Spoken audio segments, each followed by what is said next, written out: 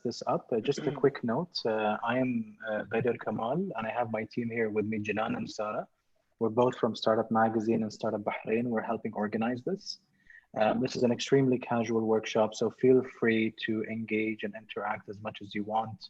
Yazin, of course, will share a lot more details on that. Feel free to use both the chat as well as unmuting yourself to talk to Yazin and everyone else here. And yeah, enjoy. Thanks, Badr. Hey everyone, my name is Yazin. I'm going to do like a proper intro in a little bit, but I'm just going to walk you through some housekeeping before we get started. So this is the How to Build a Technology Startup in Bahrain workshop. It's 2 days, and it's going to be today and tomorrow. And I'm going to be delivering this workshop. It's going to be, like Badr said, very interactive. We're going to go through like the rules of engagement in a little bit, but really the idea is just to walk you through, basically what the title says: how to build a technology startup in Bahrain. There we go. So I'll tell you a little bit about the organizers. This is part of the series of workshops run by Startup Magazine for Bahraini women that are looking to start their own startup or learn new skills, take their businesses to the next level. Now, the project is funded by the US government and through strategic partnerships with MEPI, Tamkeen, Zain Bahrain, Manama Shapers, Buy and Hill, and Medra. Of course, Startup Magazine, they're the guys organizing this and the rest of the workshops in these series. I'm sure you've heard of them. You probably got an invite directly from Startup Magazine. They're very active on social media, and they have a mailing list as well as Startup Bahrain and various other media outlets. There's also other workshops. So how to build a technology startup in Bahrain. This workshop is one in a series of workshops. There's also how to build and manage a business in Bahrain. There's also how to grow your Bahraini business using technology. So if you're interested in technology, definitely check the rest of the workshops out. You'll find details on startupmgzn.com/workshops. So that's where you'll find details about the other workshops in these series. A couple of notes here. One, this meeting will be recorded, and so I don't think many of you have video on, but if you want to turn on video, that's totally fine too. Otherwise, it's gonna be me. But definitely expect you to turn on audio and interact and be able to ask questions and just participate in this workshop. Also, a little disclaimer there: whatever I'm saying is not necessarily endorsed by the US government. So just in case you had that idea, that's not the case. You never So the know, agenda. Trump could tweet about it tomorrow. Well, I'm pretty sure the lawyers had a look over this to make sure it's okay. I'm not going to go into politics, so nothing to worry about. The agenda, again, very casual, like Badr said. Feel free to ask questions at any time. There's going to be breaks, tiny breaks, also room for questions. So we're going to have like dedicated time for questions. But if there's anything that's unclear, definitely stop me and let me know. Don't worry about there being a lot of people on this call. It's okay. The whole idea is that you actually get a chance to engage and practice, because that's how you're going to learn. There's also going to be mentorships, which we're going to be talking about tomorrow at the end of the workshop. And then, so let's quickly go over the agenda. Again, 2 days. The first day, which is today, we're going to be talking about two things: finding an idea and interviewing. So over the course of the coming roughly 2 hours or so, those are the two things that we're going to be talking about. A quick note on internships. There's a bunch of opportunities at tech startups in Bahrain. And so you guys are interested in technology, you might want to consider some of these opportunities if you're not looking to start your own company yourself. This is a great opportunity for you to learn how things work in an actual company, a small company, before you break out on your own. So if you want to apply to any of those, just email workshops at startupmgzn.com. Also, there's going to be a bunch of other events, gatherings, panels, startup huddles. You'll find details on startupmgzn.com/workshops. With that said, finally made it to the intro. So my name is Yazin. I'm going to give you a bit of background about myself before we dive into the topic. I actually got introduced to the startup world in 2011. I remember at the time I was working at GE. So GE, General Electric, it's like this huge company, 300,000 employees at the time. And they work in a bunch of different fields, but primarily in energy. And so I was working at GE as a global finance leader. Ever since I graduated from the University of Bahrain, I did computer engineering. I worked at GE, so I spent 5 years there. I was pretty happy working at GE, very competitive environment. And then one weekend, I heard about this thing called Startup Weekend. Some of you may have heard of it. I decided, you know what? Yeah, I want to give this a shot. Let me try out this Startup Weekend. Sounds interesting. Hadn't actually heard about startups before, and so I ended up winning first place. My team and I ended up winning first place at Startup Bahrain, and then shortly after that, I left GE to the horror of my parents, and just started working on a bunch of different companies, and some of them failed, and some of them did all right. And then in 2015, I started a company called White Payments, and White Payments, you can see over here, like this tiny website. Essentially, we allow you to accept online payments, so credit cards, debit cards, these sort of things. And it was based in the UAE. We got acquired by Souq.com in 2016, and then I worked at Souq for a while as VP of Payments, sort of responsible for all online payments at Souq. And then about a year ago, I started a company called Amal, and the idea with Amal is that it's an app that helps you manage your money. And so, if you're interested, you can check out our website, bh.askamal.com. We're not live in Bahrain yet, but inshallah, pretty soon we will be. We're just working with the Central Bank of Bahrain to get the AISP license so that we can launch in Bahrain. So inshallah, pretty soon we'll be live here. I'm gonna start with a few rules of engagement here. First off, this is going to be interactive, and so if you were expecting to just stay muted and sort of watch the screen, that's not going to be the case.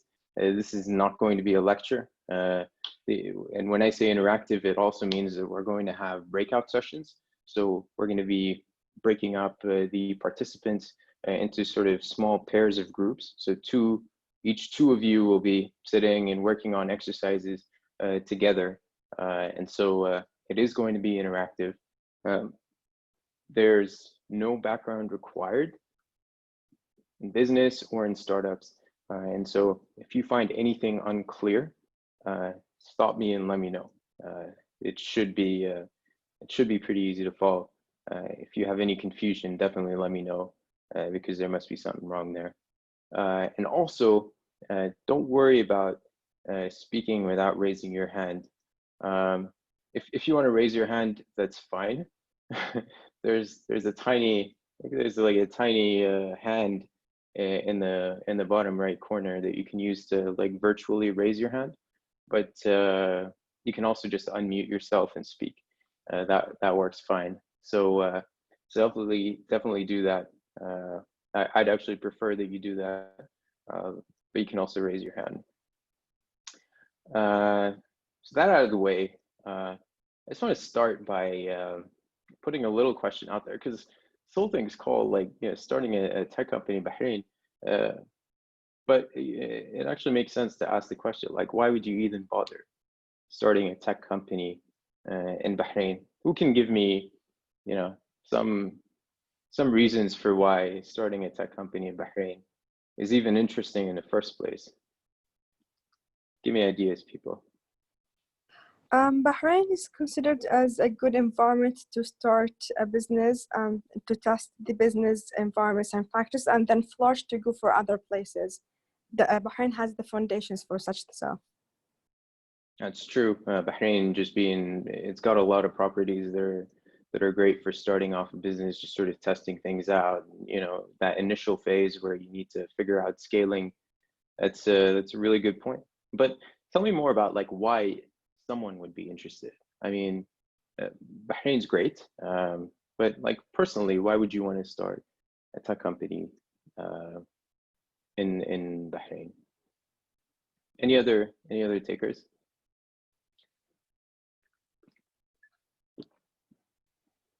Hello? Yep, can hear you. Yeah, so Bahrain is very small, right? Like it's like an island.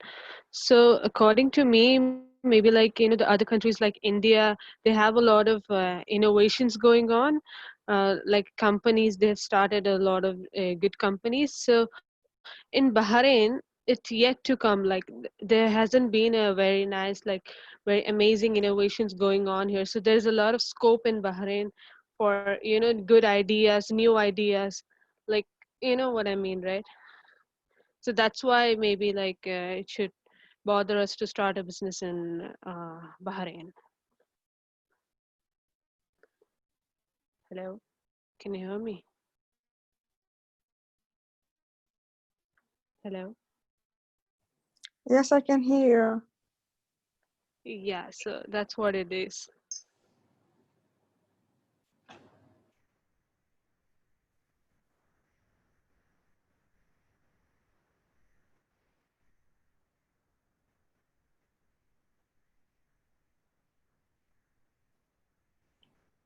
Yeah.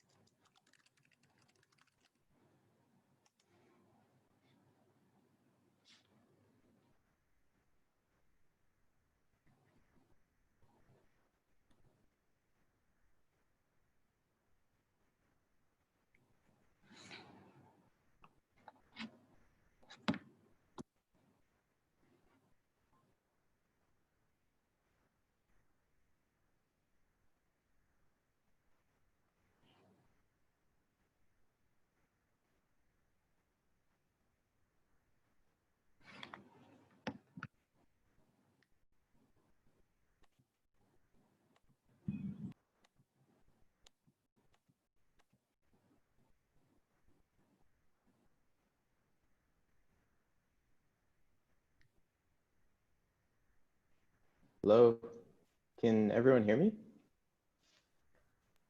I can hear you. Yeah. Oh, great. Sorry about that. It's a bit early for technical issues, but here we are.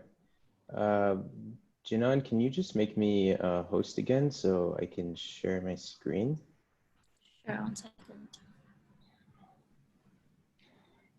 Actually, Sarah, I believe you're a host.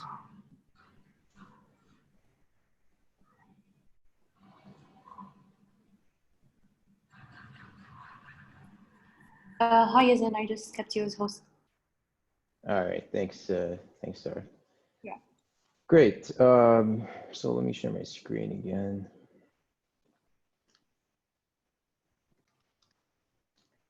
All right, there we go. Can everyone see my screen? Yeah. Yes. Perfect. All right, so yeah, before I got cut off, the point was actually the first point on my slide. Bahrain's still early in the tech game, with tons of opportunity for those who seek it. Very supportive startup ecosystem, and so that's actually a great reason why you want to start a tech company in Bahrain. Also, a reason that some of us don't actually mention explicitly is the fact that tech companies have very low capital requirements, which means you don't need like 100,000 BD to get started. You can actually get started on a very small budget. A lot of people just bootstrap their own tech companies and then raise funding later. And that's a great, incentive for people to start tech companies, and definitely in Bahrain. And then also, you can make a ton of money. Like you can get really rich, millions of dollars rich.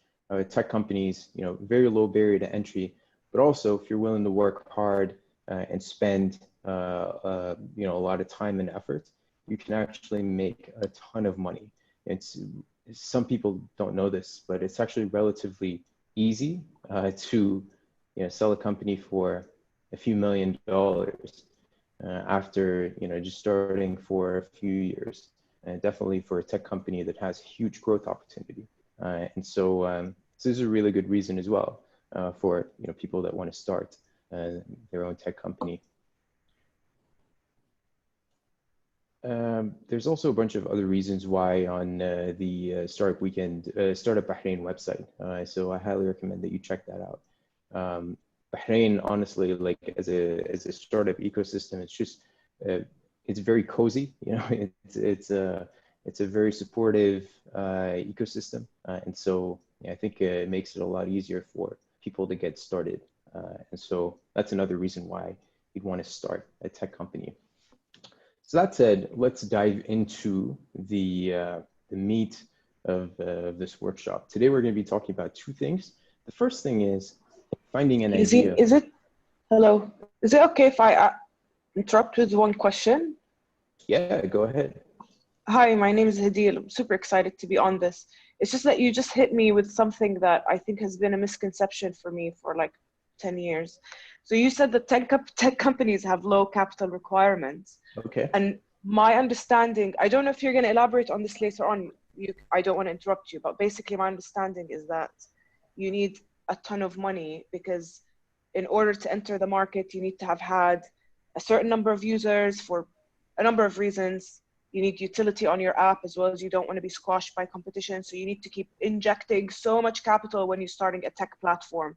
And that's actually been one of the main things that I see as obstacles. Like I thought that if you're going to start a tech platform, which I'm literally working on right now, like I'm working on my business plan and stuff, that funding is the thing, and like you can't without it. Like you can go ahead. I think you got what I mean. Yeah, and I would push back and say, okay, like maybe it's a question of what the scope is that you've set. And so oftentimes, like, there are different ideas for what a tech startup is. A tech startup could be talabat, or it could be, like an Instagram seller. And so it varies a lot based on what it is you're doing. But my point specifically around this is like tech companies, just generally, you have direct access to customers, and you're not manufacturing a product, and so there's not a whole lot of capex requirement on you. You don't need to build a factory. You don't need to get raw materials and build all those widgets. You're literally, essentially the distribution channels between you and your potential customers are free or very close to free. Okay. But then, it's also a question of what is the scope? What are you building? You know, is it an app? Mm-hmm. Okay, does the app have like a ton of complex functionality? And there again, I would push back and say, okay, you know, maybe you could start with a smaller, scaled down version of that idea, Hadil. You know, instead of building like something monumental from the very beginning. Right. We'll actually get to that in the later part of the workshop. I think a big part of starting a tech company is actually figuring out how little you can build in order to get started. And so we've got a whole section just for how to scale it back and not try to build like a huge product from day one. But that's a great question. Thanks for sharing, Hadi. Thank you so much. All right, so finding an idea. This is the first step, and I think it's also like an overlooked step because usually you kind of meet people post idea, but it's a good idea to actually consider the possibilities in front of you, especially if you haven't started yet. So think about, okay, what would make a good startup idea? And there's a couple of ways where you can approach this. One is what I call the obvious way. And I don't actually have this trademarked. The obvious way is basically whatever comes to mind. So you literally just, you're walking down the street and then you think, oh, wouldn't it be cool if like there was like this super scooter service, where you could go from place to place without actually having to walk. Or I don't know, you have an umbrella with like an AC built in, you're walking in the summer. Literally, any idea that comes to mind.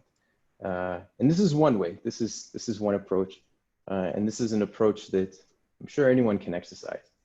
And so you can get a ton of ideas using this obvious way. Is there anyone that has an idea? If I were to ask you right now, give me an idea. The first idea that comes to mind. Let's hear a couple of ideas. Come on, give me a couple of ideas. First thing that comes to mind. Well, I have an idea. Yeah. So I always thought of like kind of creating this reality show of sorts, which like use technology, and then you would just like interview people and then do things with them and then broadcast it. I don't know. That actually sounds similar to this company called Justin TV, where a guy literally just strapped a camera on his head and was broadcasting 24 hours a day. Eventually, they built a company called Twitch, which some of you might have heard of. They were acquired by Amazon for $1 billion. So yeah, great idea. Anything else? One more? A couple more?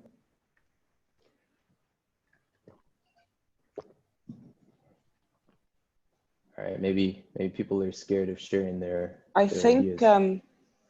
if I may, I think there's a lot of opportunity in this time to do things that are related to medical stuff, and seeing the needs of people during this time, especially people who've been at home and needed medical care of any sort. So any app that can connect people to doctors and consultancy that is outside of appointments, just being able to access a heart surgeon and be like, listen, this is what's going on now. What do you think we can do, etc. Like sort of emergency stuff, or you need a certain consultation, or even outside of COVID and being on lockdown or anything.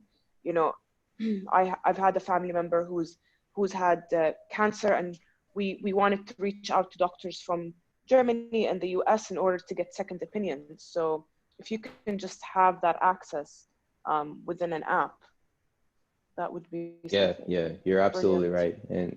And I but think here's that a would, question like, about things like these. Would an app like this be supported or sort of stopped by like ministries of health and government? Like should entrepreneurs be concerned about these things? So I think this is a question for someone else. I don't know that I would be the best person to answer that. Maybe I can jump in. Go ahead, Janan. Okay, so there actually are a few apps in Bahrain that are homegrown that do cater to that kind of situation where they connect patients to doctors virtually. And what we've noticed with them is that, yes, they ideally do need to be regulated by the Ministry of Health, especially when they're dealing with medicine or anything like that. So what these startups have done is actually worked to build relationships with the Ministry of Health and have used the Ministry of Health to actually be one of their clients and partners. Yeah. So they viewed it not as an obstacle, but actually as an opportunity. That's really brilliant. The apps that I've seen about this in Bahrain are more like directories in order to book appointments. But I mean, like being able to get a consultation. Yes, and have there's stuff two. sent to you. Yes. And, yeah, so having stuff sent to you, there is WeYock, which help with delivering pharmaceutical stuff that you need. Face-to-face with a doctor, you have Doctori, and I believe you have Esra AI, which are both Bahraini homegrown. See, the beautiful thing about a tech startup is I could literally create this. So barring, you know, any discussion around approvals and whatnot, and also barring any questions around whether they would be exercisable, because literally, you know, if you're in the business of providing like doctor to patient consultation, all you need is a doctor and a patient, or ideally multiple doctors and multiple patients. The actual technology that connects them exists, you know, that's your Zoom, that's your Skype, that's your Google Meets, that's any existing, you know, you already have a huge choice of video platforms. And so the tech, the actual tech side can be scoped down to use existing solutions wherever possible. And so you're not, you know, spending like tens of thousands of BD creating your own like video conferencing solution where already, you know, tons of them exist. And so to come back to this, the point is like you can have a ton of ideas for startups. And the obvious way that I described, where you just take an idea, whatever idea comes to your mind and you work on it, that doesn't work really well. You need structure to figure out what ideas work better than others. And even for coming up with ideas, like how can you find the perfect idea that suits your skills and your talents? And so at the end of the day, life's short, right? If you're going to spend at least a year working on an idea and you have like 100 ideas, there's your life gone. So you want to be able to filter through some of those ideas, figure out like the one or two that are most promising. And so here, I have a couple of thoughts. I say there are two things. One is start with who you want to help. And so start to think about what is a problem that a specific group of people, and this is ideally a group that you belong to. So think about like a specific group of people that have a problem and that you might be able to address. And so as an example, there's this company called Fish.me. Mohammed there, he's one of the founders. And so he comes from a family that's very involved in fishing. And so that's a group of people that he knows really well. And so he built this app called Fish.me to connect the fishermen with consumers. So it offers consumers a really easy way for them to buy fresh fish by connecting them directly with fishermen. So this is a great starting point, which is if you know a group of people really well, or if you are part of that group of people, and you can come up with a solution to some problem that they face, and that's a great opportunity. That's an opportunity for you to help them and also, you know, create a viable business. And so That's why the first point is start with who you want to help. So not what you're going to build, or what the great idea is, but who. And then from that, try and figure out, okay, what's the scope of problems that exist, and which specific problem can I address? That's the first part. And then the second option, if let's say you're not, I don't know, you don't belong to a specific group that you feel strongly about, the other option is to start with what. And here is a bit more Silicon Valley style. You start with technology, blockchain or AI or whatever it is. A certain area of technology really well, and so that's what you want to build. And then you'll figure out down the line whether it actually addresses a problem or not. But you're sort of driven, the primary driving force is the technology itself. And a couple examples here, Tesla, Mr. Musk, had an idea from the very beginning to build an electric car. And so build the car he did, and that turned out to be a great idea, huge market. Mark Zuckerberg wanted to build this Facebook thing for fun. He just thought it'd be a great portal to share with his friends, and that ended up growing to be a huge company too. So that's another option, is you actually start with what you want to build, and then you sort of scale that based on a specific problem area. But yeah, these are the two approaches that you can take. And ideally, you'd start with who it is that you want to help, and then you work your way towards what it is that you're going to do for these people. I want to take a couple of questions. If anybody's got questions, yeah, now's a good time before we dive into some exercises. Any questions? Hi, Yazin. Hey. Hi, can you hear me? Yes. Okay, it's Sawsan. I'm not sure if it's the right time to ask this question, but since we're talking about ideas and everything, it's the right time. The thing is, like, if you come up with an idea, okay, like this is what happened to me. I came up with an idea almost a year ago, and I worked on it because I'm a UI UX designer / graphic designer. So I was able to design it, to design the whole app. And by the time I'm done with it, and I'm new in the country, by the way. I'm not Bahraini. I'm from Lebanon. So, and I feel like Bahrain is a great potential, because of all the reasons that you guys mentioned before. But my idea already exists here. The same idea that I had, it actually exists. So, like, it's a challenge for me, This is like my main challenge. There's an idea that already exists. So how do you approach challenges? Because you can kind of come up with many ideas, but there's always... No, but I don't get it. Like, what's the challenge? So what if it exists? The challenge is most that ideas the already same exist. concept exists, the same kind of app already exists. Okay. So what? Like, is it exactly like the exact form that you were gonna design? Yeah, almost the same. Almost the same.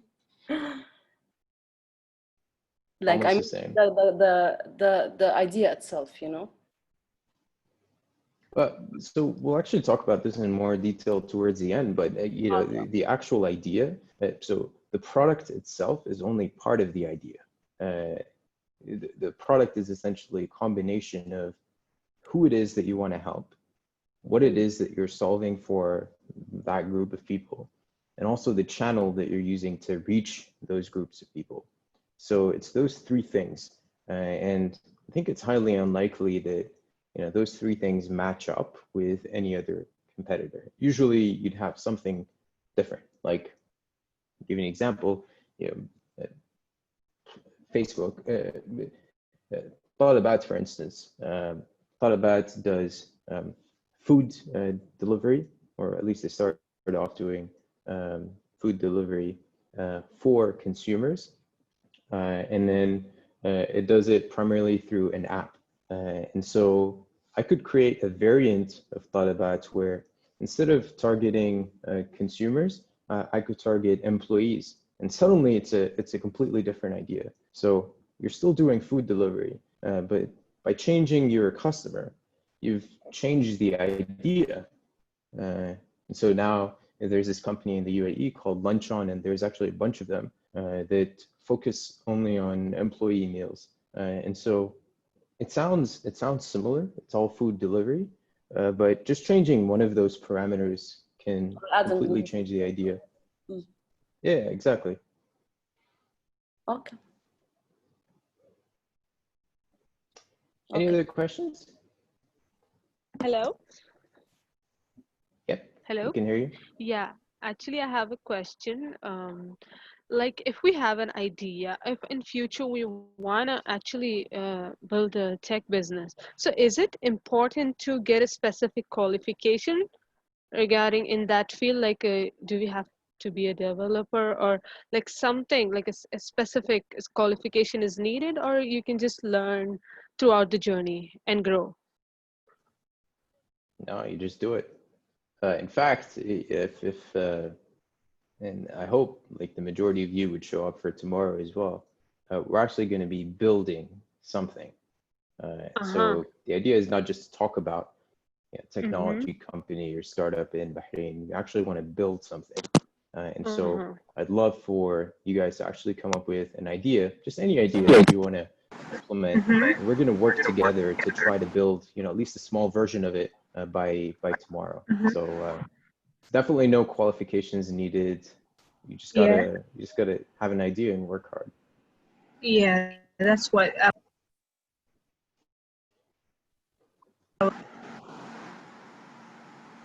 Great, thank you. Anyone else? I have a comment for the qualification question. Yeah.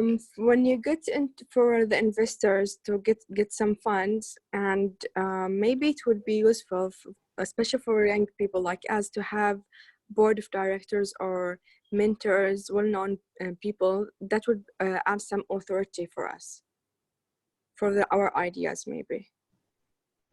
Look, I'll tell you, I mean, sure, that might help, but that kind of seems secondary. The primary thing you want to be doing, like, this is like work around the work and not like the primary work. I'll tell you, like, the best way to get investors on board, the best way to solve problems around hiring, the best way to get, everything sort of taken care of is if you focus 100% on your customers. And so if you get to the point where you build something and you have so many customers that you can't keep up, investors are going to be running after you, not the other way around. And so it's the same for hiring. If you are at a point where you create a company where there's a lot of people, there's a ton of customers, people have heard of you, people are going to come to you to hire them. They're going to be willing to accept lower salaries in exchange for equity in your growing business. And so I think focusing on growth is the number one, like, most influential thing that you can do. If you had to pick one thing, I would pick growth, and everything else can be solved, as a direct result of focusing on growth. Otherwise, like, there's a ton of things that you could be doing that are secondary and that would be nice to have. Even raising funding, I would argue, is secondary to growth. Hello. Yes. Hi, I'm Pajita. I have a question as well. Yes, go ahead. I unfortunately do not have a background in graphic design or any form of coding or web development or app development. However, I do have a tech idea that I would like to further build on and eventually start up. So for a person like me, would it be easy to do that in a place like Bahrain? Yeah, so again, I realize many of you might find this hard to believe and it might sound ridiculous, but we're actually going to build something tomorrow. So if you have an idea, and I don't expect you to be a coder, I don't expect the vast majority of you to be coders. And still, we're going to be able to build something by tomorrow, inshallah. So come ready with an idea. In fact, the next exercise, this is actually a great segue into our next exercise. If there are more questions, maybe we can take them towards the end. But I just want to dive into this exercise real quick. So what I want you to do is just take 10 minutes and just try to think of at least 3 ideas. And again, take that same framework that we just described, which is focus on a group of people that you know really well. Or if you can't find a group of people, or you can't think of a group of people, then try to pick a technology that you feel particularly excited about. And try to come up with 3 ideas that you want to consider implementing sometime down the road. And so take 10 minutes and report back to the group in about 10 minutes. And I'm going to be calling out with the help of Sarah and Jinan. I'm going to be calling out some of you in order to share your ideas. So let's do that for the next 10 minutes. And also what we're going to do is, so what time is it now? Let's see. All right, so it's 9:15. At 9:25, we're going to be back. In the meantime, so you can actually mute this conversation, walk away from your laptop, and come back in 10 minutes. Just come back with a list of 3 ideas. And in the meantime, if anybody has any questions, I'm going to be available for the next 10 minutes. Hey guys, give me a few seconds and I'll set it up.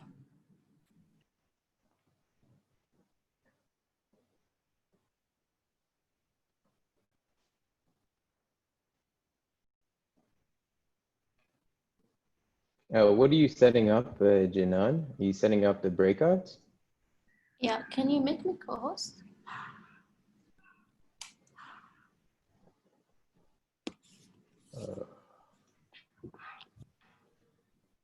Well, we're not actually going to require breakouts here, Jinan. It's going to be the next activity that we'd require breakouts for. But I'll go ahead and make you co-host anyway. Yes, please. Participants. Oops.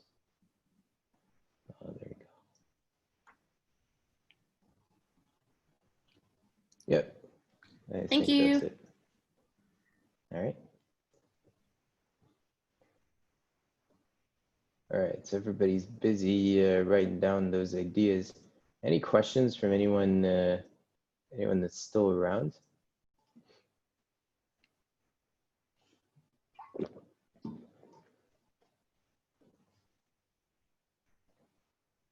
All right, I'm just gonna go make myself a little tea and come back. We'll still have 7 minutes left.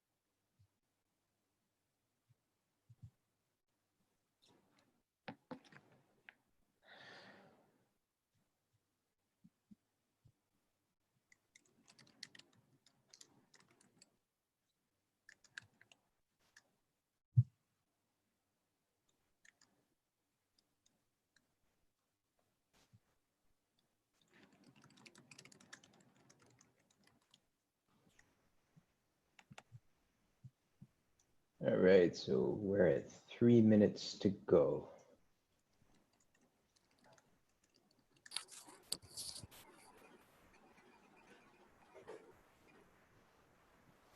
सुनाई क्यों नहीं दे रहा? नहीं.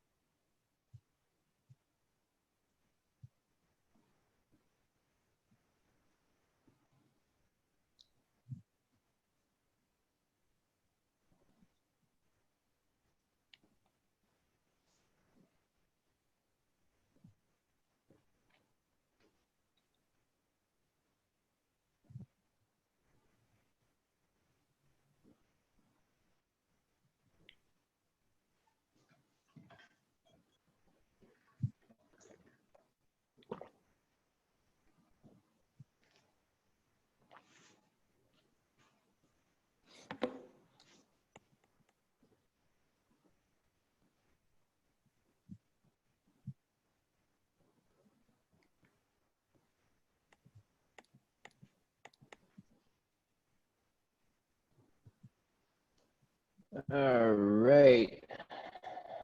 So let's see, we're back. We are back. Right, so that's 10 minutes. Let's just give everybody a moment to come back.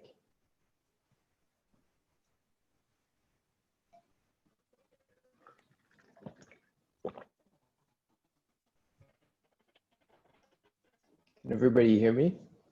Yeah. Perfect. All right, so let's hear it. Let's hear a bunch of ideas. We're going to start with volunteers, and so people that voluntarily want to share their ideas. And if we don't get any, we'll have to start picking. I have an idea. Can I share? All right. Yeah, please do. Okay, so this is like we personally have this issue at home that we struggle with all the time. So when someone goes to the supermarket and he wants to buy something, and then he comes back and we realize that we have this thing, like we have this thing already. So so there's no connection. Okay. Sometimes like the person that goes and buys doesn't know like what's inside the house. So and it's always maybe, the milk. I mean, we always have yeah, that issue with the milk. yeah. Yeah, so and you have to go and store it somewhere, and sometimes there's not enough space. So maybe there should be like an app that connects between the resources in the house, and so like the person who goes and buys, he can know everything that is not there, so he can either buy it or not buy it. Yeah, it's a great idea. Yeah. And so that would be like part of your group. This would be like your family, right? Yeah, exactly. All right, cool. Do you have anything else? Yes, I have another idea. So when I was a university student, we used to go a lot to coffee shops to study. So sometimes we went to coffee shops and they were so crowded. So maybe that could also like be kind of like an issue that we can solve with an application where, like you get to know if there's enough space, or like, is there space in the coffee shop or not? So you don't waste time in the traffic and in the road, and then you find out that there's like it's packed. So Yeah, great idea. I like that one. I actually have it. So I actually have a list. I don't know if many people do this, but I have like a notepad with a list of ideas that, you know, I just randomly get. And that's actually on there. It's just happened to me so many times that I hit a place, not necessarily a coffee place, but just many places where you hit it and it's already full. And so if you know somehow ahead of time, you'd be able to pick some other place. But yeah, thanks for sharing. yeah, exactly. Anybody else? I have an idea.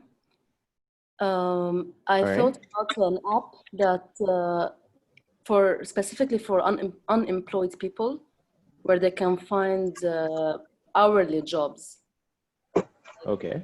that doesn't really require much skills, you know. It could be anything. Okay. And Nice. also another idea for delivery boys. So Okay. where they can have access to like also hourly on a regular basis delivery, you know. They don't have to stick to one restaurant or to Talabat only, you know. If anyone wants to deliver or order something, he will receive a notification and he can do as many delivery as he wants during the day, you know, and he'll get money based on what he delivers. All right, cool. That sounds good. And like, why that group of people specifically? I Do don't you know. feel like I you're don't particularly know. passionate Yeah, I about feel like helping? yeah, definitely. Especially now in this Corona in this time that we're going through, they were the first people that I thought of, you know, when because restaurants weren't really doing well now, you know. So I felt that these people, and of course the waiters and the people who work at restaurants, they're really got affected. And boys already are like بدأت في الدراسة بعد. Yeah, definitely. What? All right, I can hear some background noise. All right, thanks for sharing. Is Yes, there anybody many else? people have their hand up. Yeah, Adil I can't and see them. Adil and Leslie. Okay, Yes, Adil, good you evening. want to go ahead? Oh, hi. Hello. Yeah, it's my turn to talk now. Sorry. Jinan, I Yeah, think there's go someone for it, that Leslie. Go was for it. supposed to be needed. Okay. Thank you. Yeah. Okay. Yeah, I have 3 ideas. The first one is a babysitting app. Actually, I saw it somewhere in the ad in UK, like a babysitting app. Like anyone who is available can babysit your kids. You know, anyone who is nearby can be a babysitter who is nearby your place, and then they can get a rating or feedback so that next time, you know, who's looking for someone, a babysitter nearby your place, then you can choose that person if that person has a good rating. So this is helpful for people who are working, you know, in the office, the women. So this is one. And then another one is a help app, like any services in one platform. Like if you need plumbing, you need electrician, you need, you know, any kind of services that you need for your house, you can just go to this app, and the freelancer can also register in that app. You know, like it can give job to other people as well, and also good service for the people at home. They don't need to like look for someone who's, you know, different companies. So this app will provide the different kinds of services. Yeah. Yeah, no, that's a great idea. Another one of those ideas that I had on my list. All right, let's hear the third one. Yeah, the third one is I don't know if you heard about Fiverr. Fiverr is also is also a very good app for freelancer, like graphic designer, website developers, and for as minimum as $5, you can get a service from there. You know, so anyone who is freelancer can just register there, and then they can earn money also. And if they're good, then they can have more customers. this will also depends on their ratings and feedbacks, you know. So it's a win-win situation for the customer and the freelancers. That's all. Yeah, and just on the last point, I think, so a lot of people might think, oh, if this idea already exists someplace else, like if Fiverr already exists, you know, it doesn't really make sense to create like a version for the region. But I think in a lot of cases, it actually makes a ton of sense, especially if the product or the service actually requires some sort of offline component. Yeah, you definitely need some sort of local presence in order to list babysitters or find the optimal channels to target those babysitters. Yes, So as well, you know, or just at home. Yeah. No, thanks for sharing that, Leslie. So I think Hadil was next. Hi, yeah, it's Hadil. Okay, so the time that Leslie took to speak about her idea made me second guess mine about 6 times. I was like, no, hold on, this is not gonna work. Same one? Well, anyway, no, it's not the same one. Okay. It's just, I thought of something and then I'm like, hold on a second, that's not gonna work. So basically, okay, the thing that I've identified, and this is something that I can identify with, and I know that other people do, is that there's all sorts of like diet guidelines. This is related to food and what people eat, right? And there's a lot of different types of guidelines and diets that people want to follow and they have the right to. But basically what it comes down to is the kind of ingredients that they want to have in their food or not. And sometimes, most of the time, you would not order a specific thing just because of one ingredient, like an oil that you don't want, right? You could have had those wings, but but the oil they fry in is not something that you want to enter your body, you know? And I know people, I'm like that. I know people like that. And I know there's all sorts of stuff, keto, gluten-free, And even though there are places that do like diet plans and stuff, even them, they follow a very specific mainstream kind of guideline. So what if there was an app where you could specify the ingredients you want in your dish, and then these diet places, people who prepare meals, or the restaurants who want to participate in this, or licensed individuals and people working from their homes providing food, obviously licensed by health ministry, can deliver those specific things that people have asked for. It can almost be an app where even if the restaurant is free, like they don't have a lot of orders, they log in to see what people want and if they can deliver for those things. So it obviously, what I thought of is like, obviously you have to have a stock of ingredients in order to be able to prepare some things. There's also a time issue, like you're not gonna, if a restaurant, there needs to be, there are some logistical things in the sense that if you want to order something right now and you want that burger right now, are there going to be people who are going to prepare that for you? But if Elevation Burger comes on board this app and says, yes, we are willing to make some changes, then that would be an app in that sense similar to Talabat, but where the customer gets to customize things. We don't need to stick to what we're being offered only. And then you add all sorts of other players that are willing to provide food. And also you build some form of consistency. So people know, me as a customer, what do I want? I can put in meal plans for a month and I can be receiving those meals with the ingredients that I'd like them to be made with. That's my idea. It's clear to me who this is for, but I'm struggling with the what specific problem it's trying to address. Is it the problem of hunger, or is it the problem it's the problem of having to make compromises on the things that you eat, because that's just how it comes. It has so you 5 ingredients eat from in a certain it. restaurant, but you want to tweak the ingredients. Yeah, because there are a lot of ingredients that are everywhere. Like you know, you always have to make a compromise when you eat outside. If you're following a certain health diet, which is becoming more common than people who don't follow a health diet. You know what I mean? Yeah, definitely. You always go somewhere and you're like, 4 out of these ingredients are okay. I wish they weren't using XYZ, but I'll compromise because I'm eating out, right? And you end up eating out less. You end up being weird when you go out with your friends because you're the person who orders a burger with no bread and a veggie, whatever, patty and things like that.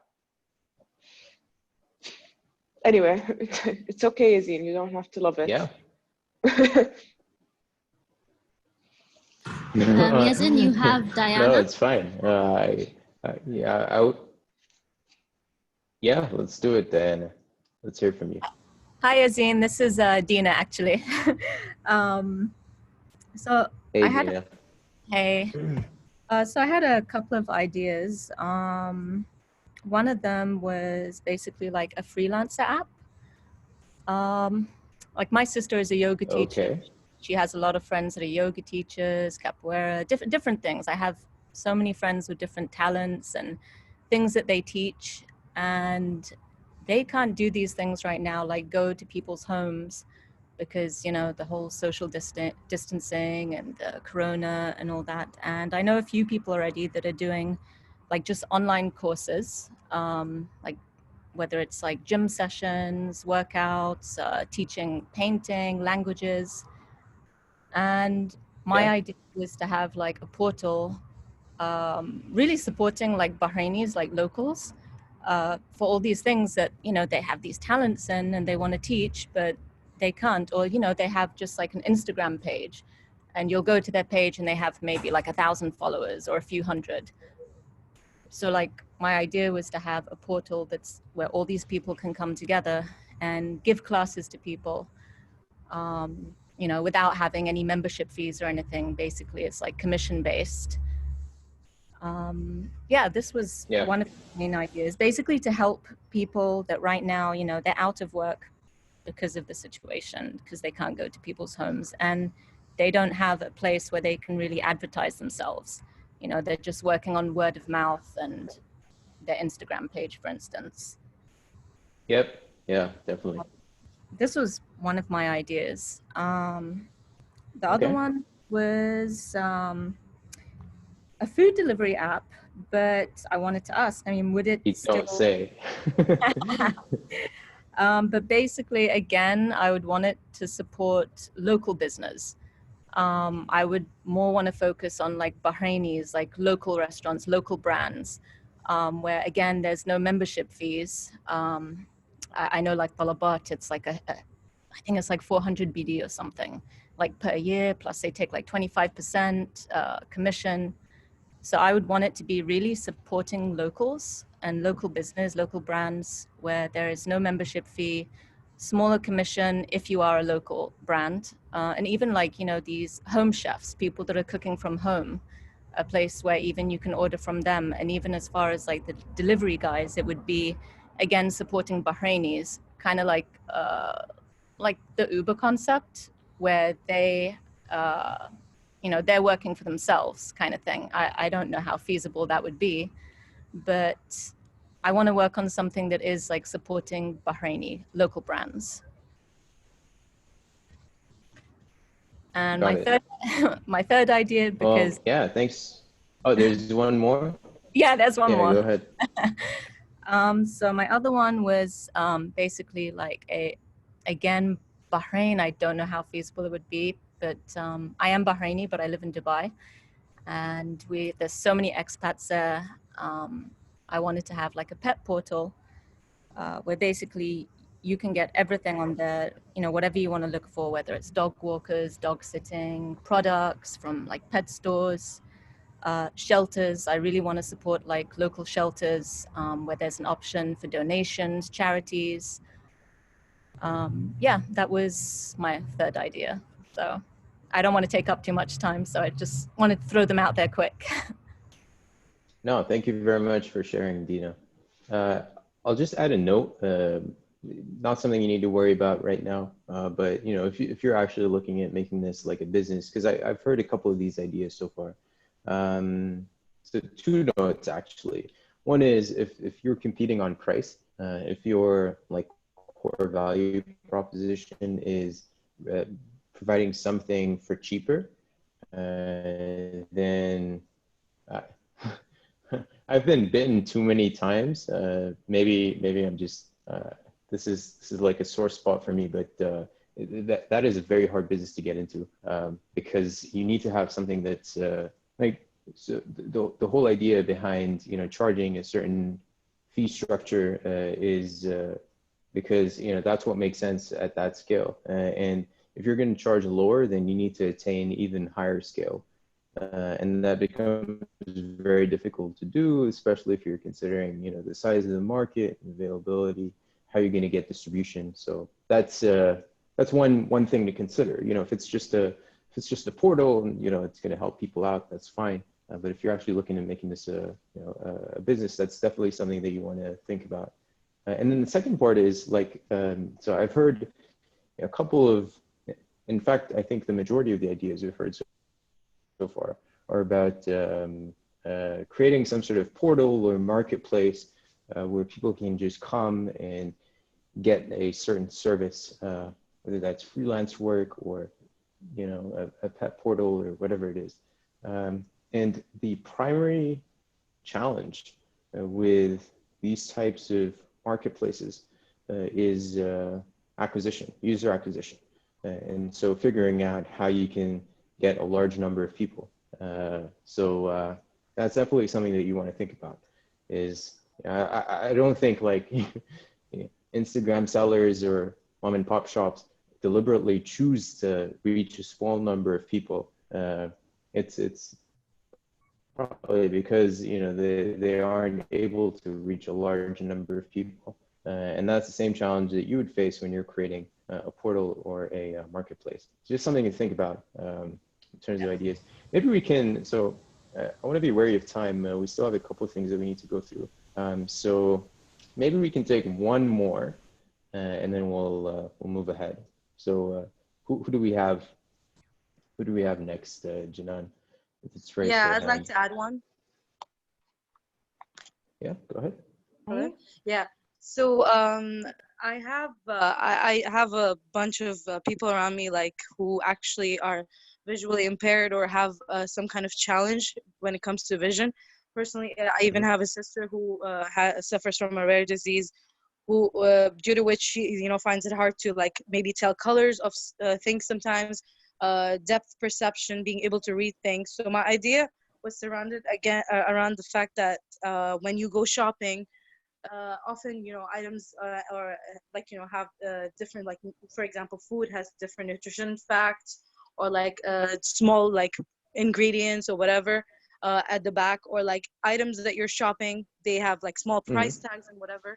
So the idea would be having a sort of a QR code or barcode scanner that then once scanned tells you all the details, and specific details that a normal person would like obviously not even think about, like for example the color of the product. Sometimes you want to know what you're buying, like such as the color, or like what kind of image is on there, what kind of texture does it have, what are the ingredients in it, what is the price of the product, and maybe like, you know, those kind of details. So I was thinking that the idea would obviously require collaboration with like different like standard products, the companies, and you would like get those details, then put it in a format which is audio and visually, like, you know, enhanced, and it's readable and it can be described. And another feature that I would eventually add into it, and this is something that already exists in an app, but it's a foreign app. So it's basically like, you know, people volunteering real time to read information or read things for people who are visually impaired by connecting through a platform. So it would be like people just, you know, different users trying to volunteer and helping a person throughout their daily life, someone who actually requires that kind of assistance. So yeah, great idea. I love that. And I heard about an app so the Amazon app allows you to scan a barcode and pull up some details about like a listing on Amazon, but I think those are like universal barcodes and they wouldn't work for local barcodes. Exactly. But I do see like how that could work potentially technically. Yeah, no, I think that's a wonderful idea. Thanks. All right, so thanks for sharing. We're gonna continue. So we originally had a 5-minute break. I don't think we need to take that. We are running a bit low on time. We're gonna do the second part today, and then we also have an exercise towards the end. So pay attention. Real or fake? And so now we have an idea, right? Every one of us, you know, had a bit of time to think, and we have a bunch of ideas. And you might think, okay, now the next step is to actually build it, right? The answer is no. The next step is to figure out if this idea is real or if it's a fake idea. Because sometimes we tell ourselves like fake ideas. So the best way to tell the difference between a real idea and a fake idea is by interviewing potential customers and people that might have the problem that you're trying to solve. And so that's what this section is about. It's about interviewing people and figuring out if the idea or the problem that we think we're solving for these people. And so what I'd like to do now, just to sort of demonstrate this, is to simulate a conversation with my mom. And so I need a volunteer to represent my mom in this conversation. We're just gonna have a quick conversation here. So any No one volunteers? will agree to be a mom. No one? Just need one person out of, you know, all the people that are here. Let's have one person. Right. I don't mind. Okay. All right. Great. Your name? Sorry, is that Dina? Dina. Okay. All right, Dina. So you're a caring mom, and I come to you with an idea, and I tell you, "Oh, Mom, I have this amazing idea for this app that allows you to order food. What do you think? Is it a great idea? Would you use it?" Well, tell me a little bit more about it first. Okay. Well, it's this app that I spent so long developing. I must have spent like at least 2 or 3 months working on, and it's finally ready. It allows you to pick a restaurant and place an order, and the restaurant would deliver the food to you. Would you use an app like this? Well, I'm already using Talabat, and I'm used to using that, so I don't know. What kind of a mother are you? I just said you're supposed to be a caring, supportive mother. Is that really how the conversation would go? What's gonna make your app better? What's gonna make that? I made it myself. Well, then of course, as your mom, I would use your app. All right, great. Well, thank you, Dina. The point I was trying to illustrate there that didn't quite come through is that there's a difference between what people say and what they actually mean, and this is especially the case when you're talking to people that you know, and so this could be like your relatives or your friends. A lot of times they want to support you, and meaning well, they somehow end up giving you information that is not 100% true. And so we have this test called the mom test. And the idea is if you can talk to your mom and figure out a way to verify if your business is a good idea,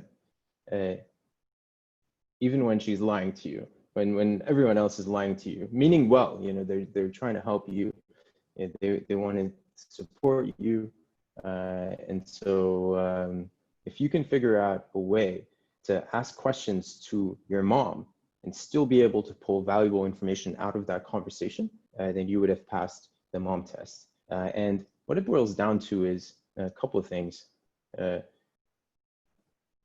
Moms mean well when they tell you what they think you want to hear. But the solution is not to ask them what you think they want you to hear. It's to figure out, you want to figure out two things. You're going to figure out, do they have the problem that you think they have? And number two, are they actively trying to fix it? So are they trying to come up with like their own solutions to address this problem? Because there's some problems where like you know you have a problem, but you're not actively trying to fix it. And so these two things you need to figure out. That's the goal of the conversation that you're having. And we want to ask questions so that we can establish answers to these two questions. Do they have the problem? And are they actively trying to fix this problem? And so how do we do that? The solution is, one, avoid leading questions. So you don't want to like lead questions with, will you try my amazing app? Okay, that's a leading question. Number two, you want to gather facts and commitments, not compliments. So you're not there fishing for compliments. You're trying to get these two questions answered. Don't ask them to predict the future. So will you buy? How much will you pay? These are questions that sort of depend on them, you know, answering a future, some sort of future situation or state, and no one can tell the future. And so don't ask about the future. Don't expect your customers or potential customers to predict the future. Also ask specific questions. So be very specific about what it is you're asking. And also don't be formal. So try to make it like friendly, make sure that your language is not getting in the way of you getting actual answers. So usually in a laid back scenario, you'd be able to get, you know, proper like real life answers as opposed to made up ones. So that's a core idea behind how you can just really quickly, you know, how you can ask questions with the goal of answering these two core questions. So I'm going to do a quick poll now with the help of Janan, and we're going to present to you a bunch of questions. There's 5 of them, and I want you to label each question as either good or bad.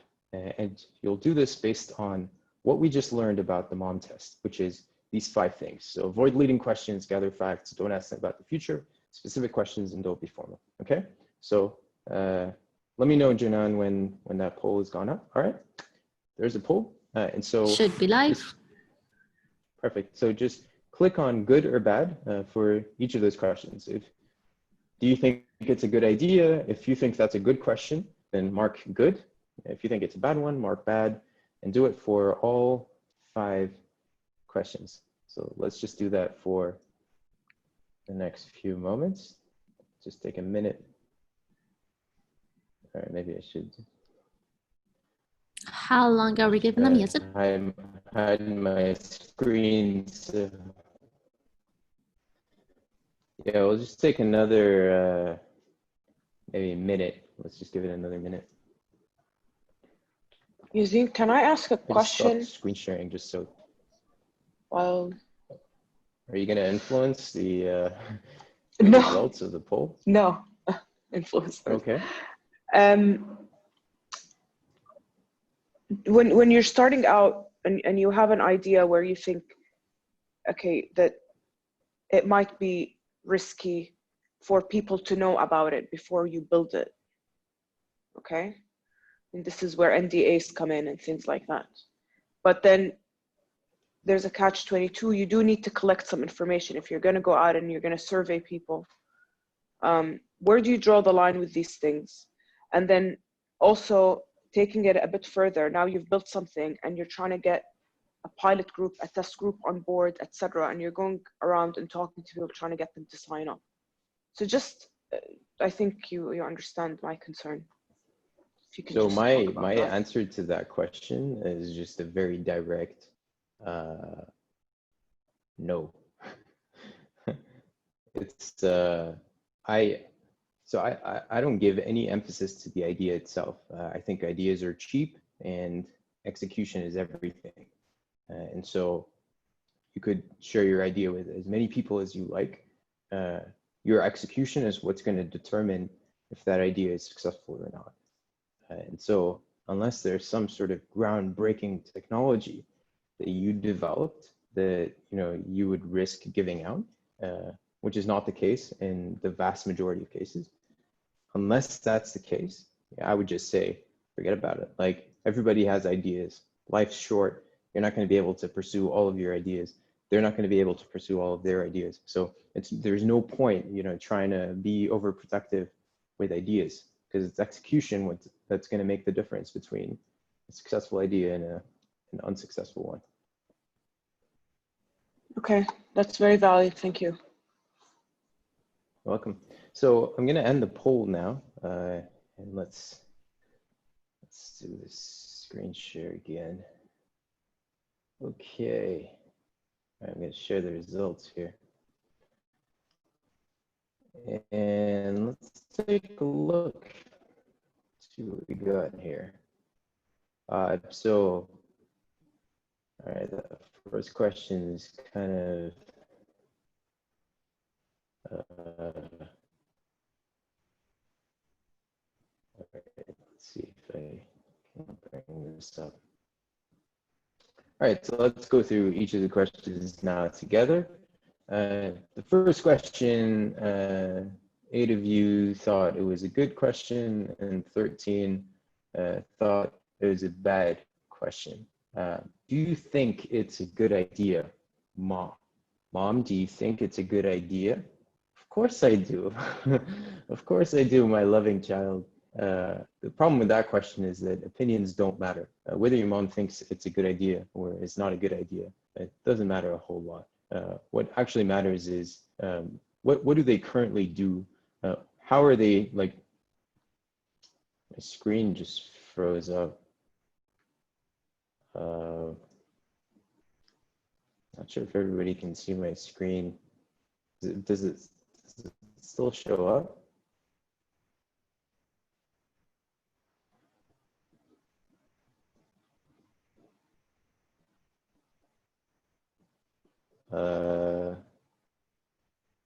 Everybody still hear me? Yes. Hello? Yeah, we can hear you, but your screen's frozen.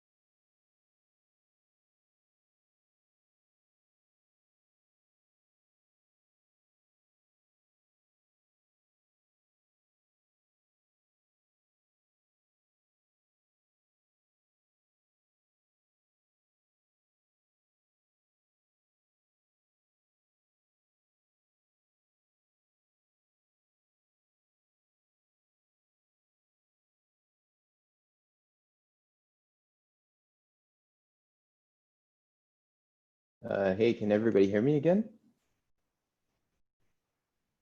Yes. Yes, Yeah, can hear sorry you. about that. Just for the record, I'm on a Viva line, so just putting that out there. Okay, so let's see. Can everybody see my screen? Yep, you can see your screen.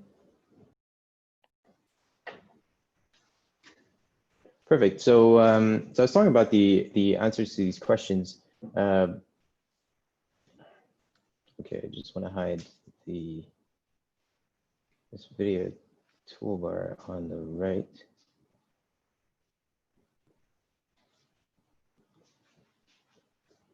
Okay.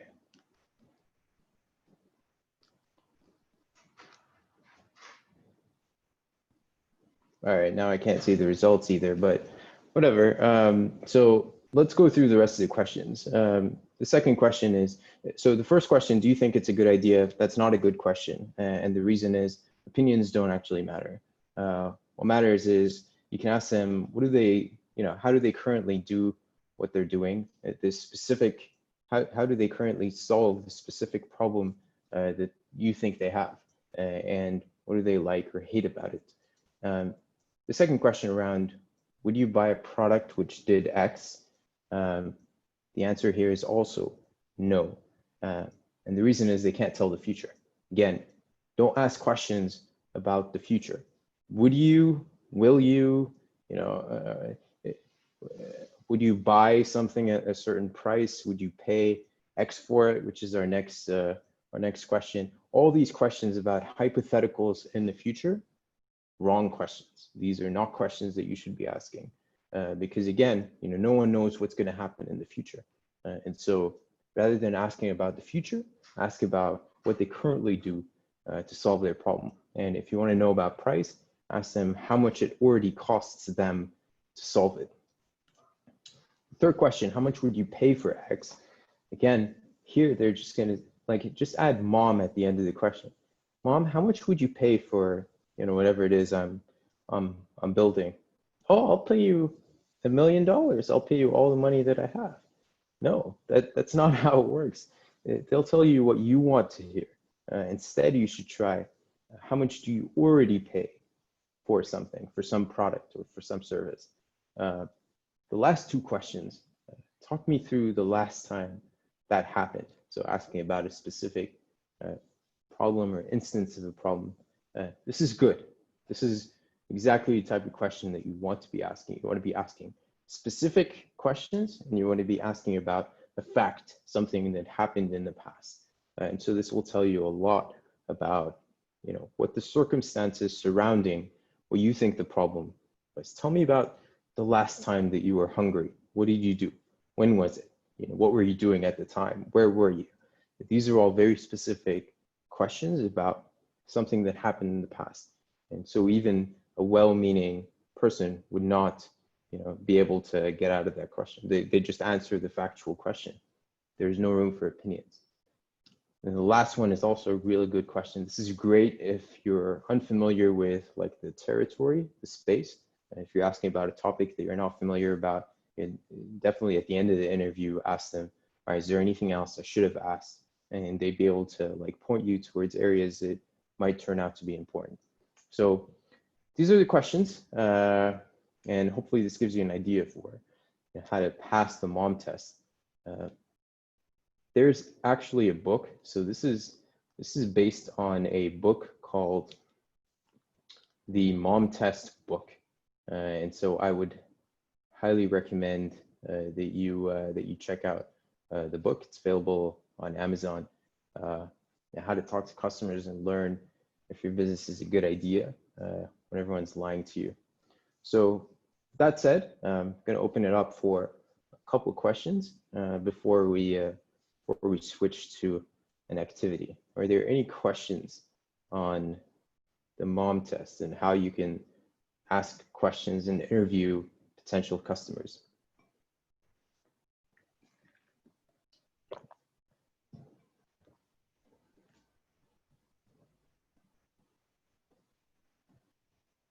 Anyone?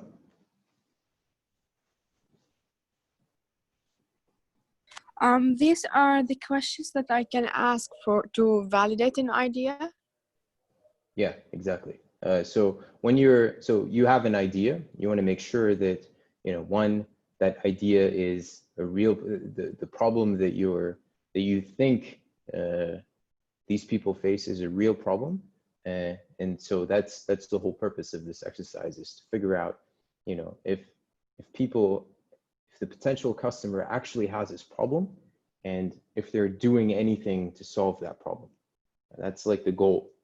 And you're gonna be able to ask your friends, ask your colleagues, ask your relatives, and be able to get honest, truthful answers back. That's the whole idea, is the strategy for how to ask questions.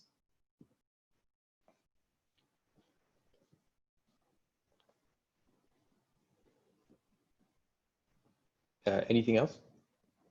Any questions at all on how to ask questions?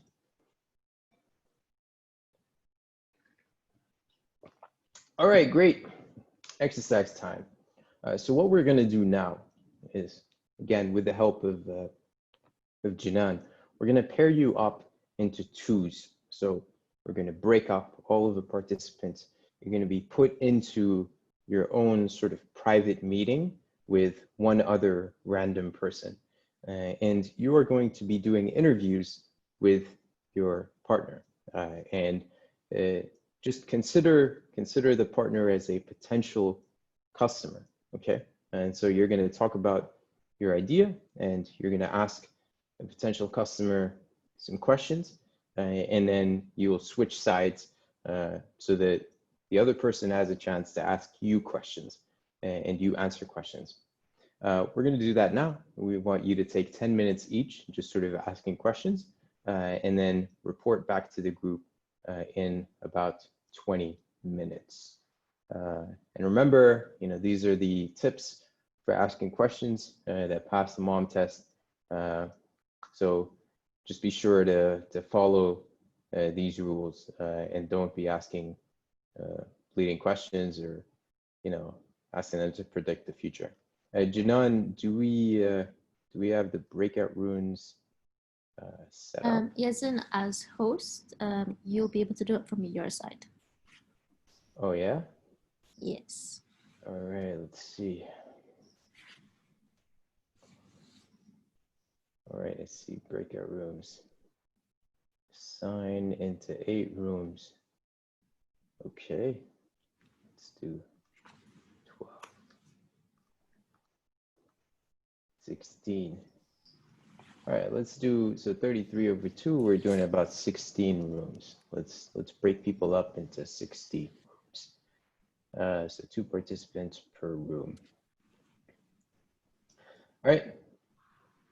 So what we'll do is, again, 20 minutes. Actually, let's do maybe 15.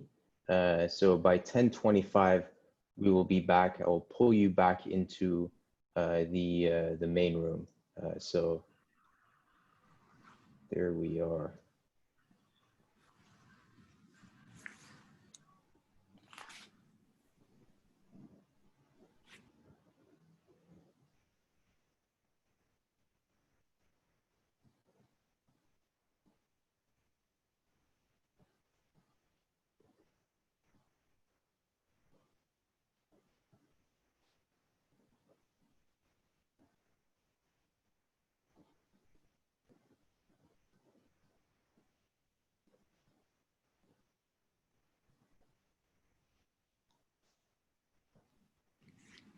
All good, Yazin?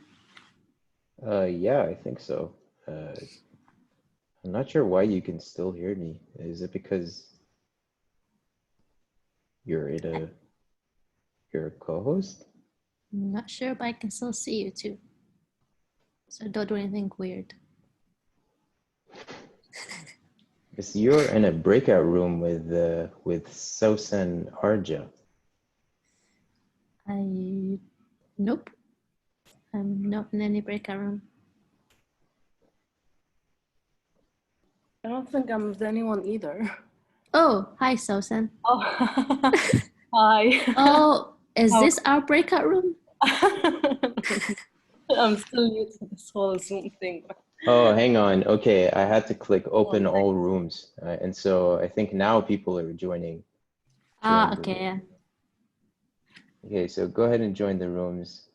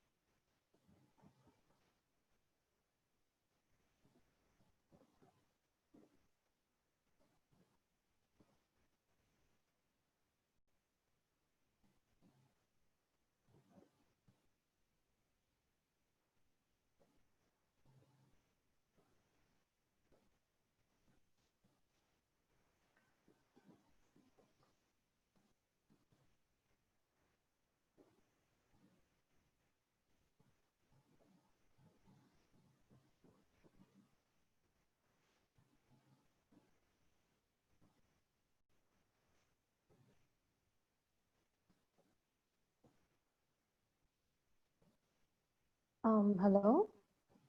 Yep. Hi, I haven't been added to any breakout room yet. Okay. Your name? Pajita? Pachita, just give me a sec. Let me see. Sure, no worries. All right. I'm gonna move you to another breakout room now.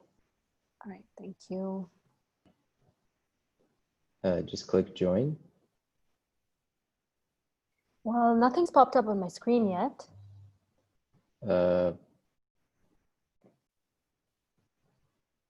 Nothing? I did join a breakout room earlier, but I was the only participant. There was no one. I was just on there for a couple of minutes. Okay. I'll try and move you to another room. No worries. Breakout room 12. Let's try that. You should see some sort of sign or something that you can join a breakout room. There No, is nothing? nothing, unfortunately. Same thing happened with me. I was in breakout room 10, but I was the only person in there. Yeah. Okay. All right, let's see. Let's try to figure out this puzzle. So. I do have an option in the drop-down menu that says join breakout room. Yeah. Should I click on that? Yeah, you should click on it. Okay, breakout room 10. I'm going to join that. Okay.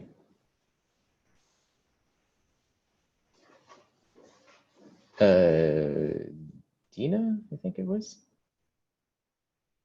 Can you hear me? Yeah, I was in room 10 originally, but there was nobody else in there. It says I've been reassigned to breakout room 12. Uh-huh. Yeah, but there's no one in 12, I suppose. Let me move you to 3.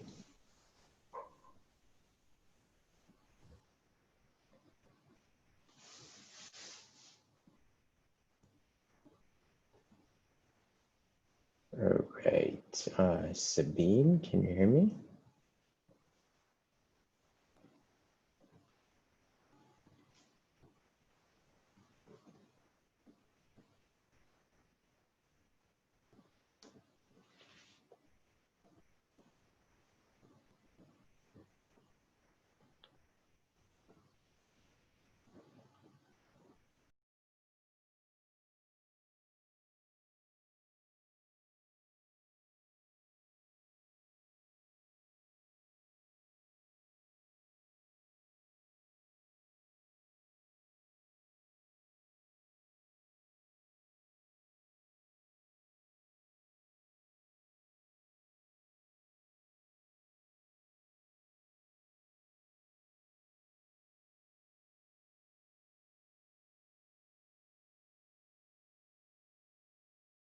Hello?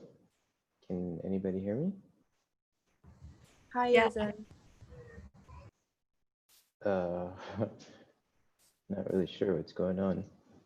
I was put into a breakout room, but no one was in there, and I waited for a little bit, but no one joined. Yeah, no, that seems to be an issue with people dropping off or just being on mute. And so, yeah, they're just, it's not working. But how about, okay, who else is still waiting to be put into a breakout room or hasn't been assigned to one? I'm still here, Dina. Okay.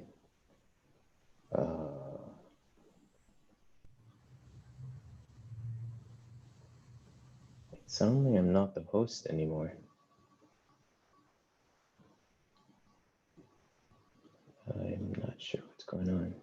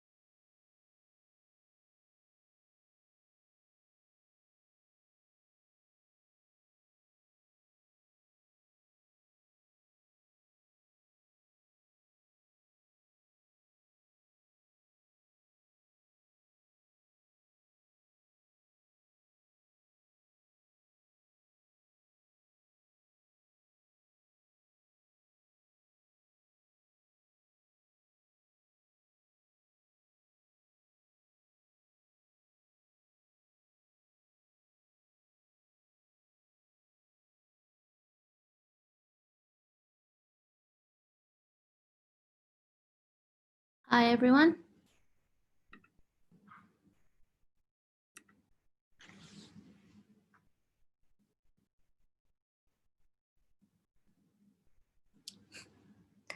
I'll add Yazin back. Hey, thanks for pulling me back in. You're locked out. Okay, all breakout rooms are going to close in the next 50 seconds.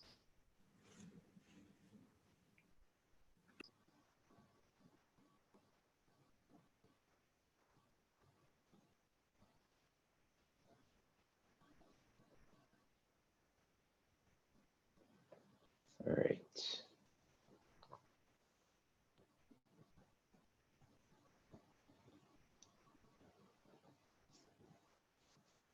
All right, so everyone's back now, or at least everyone should be back. I'm not really sure how well that went. It looks like some people joined rooms that did not have any active participants. So I'm sorry about that. I tried to move you into other rooms, but I don't know if everybody was able to make it into one. But let's just take a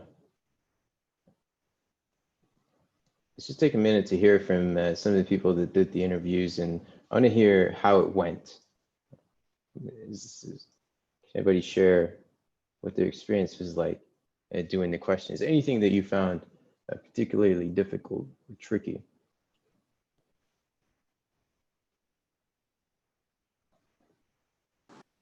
I would like to share. Yes, please. So yeah, I did it. We did an interview. It was difficult a bit to ask questions that are to categorize like the question. Is it like me while asking? Like even me, I don't know if this is a good question or not. So it takes, because you mentioned some points that are really, I felt like before I felt like this was a valid question, but now you were saying like, no, this is, it doesn't make sense to ask certain things. So I think it was like eye-opening on how questions should be asked. And yeah, it's really tricky. Like it's tricky. So easy to get down the road of just trying to hear what you want to hear. Exactly. Whereas you really want to be objective about it, because if maybe an answer to a question could just completely derail you and completely change the idea. Hopefully, in the direction of an idea where it could actually end up becoming more successful, because it'd just be a huge waste if you skimp on the interviewing process or just skip it entirely and just say, hey, you know what, I know what I'm doing. Like I'm a visionary. I'm gonna Steve Jobs this, and then a year or 2 years later, whatever it is, maybe you've taken some investment money and you've burned through that.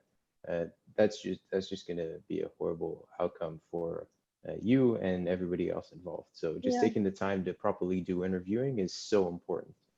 Exactly. And you don't even need a product for that. That's the cool part. Like you don't actually need to build anything yet at this stage. All right. Anyone else want to share before we wrap this up?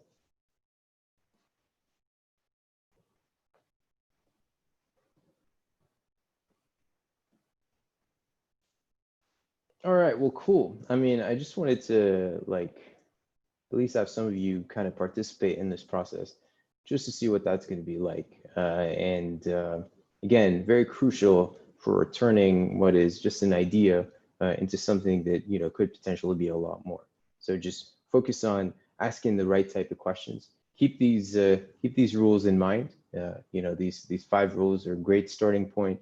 But again, if you want to get the book, I highly recommend it. It's a great book, and it goes into detail about some of the theory about why certain questions are good and certain questions are considered bad.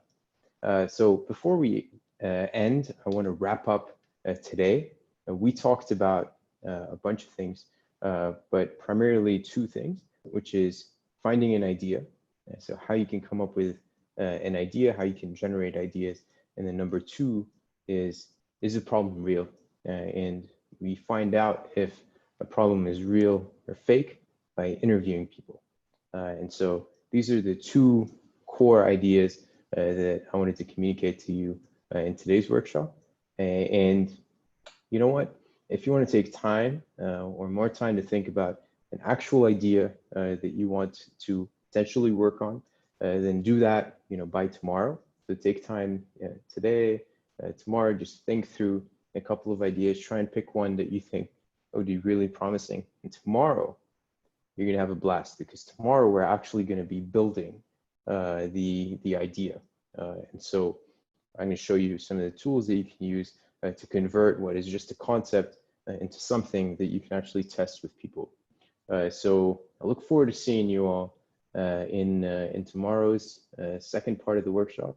And thank you very much for joining the workshop today. Thank you very much. Thanks, Yazin. Thank you. All right, I'll see you all tomorrow. Thank you. Bye bye. Bye. So everyone, the link for tomorrow would be the same. If you have any questions, just email me at jinan@matterandhand.com. I believe you already got an email from me. I hope you liked today's workshop, and I'll see you all tomorrow. Okay. Bye. Bye-bye.